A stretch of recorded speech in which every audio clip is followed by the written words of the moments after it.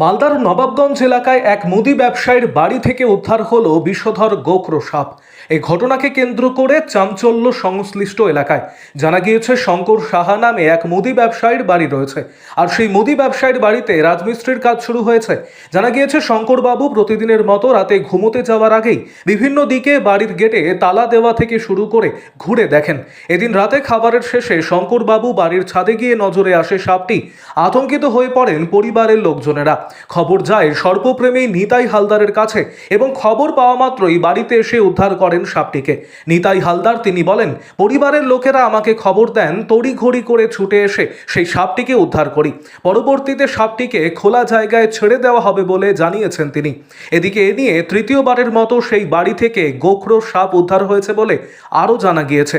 রীতিমতো সেই ঘটনায় আতঙ্কিত রয়েছেন সেই পরিবারবর্গ, কেননা তারাও বুঝে উঠতে পারছেন না কিভাবে সেই সাপ সেখানে এলো। আরও আপডেট থাকতে আমাদের ভিডিও শেয়ার ও ফেসবুক পেজটিকে লাইক করে ফলো করে দিন।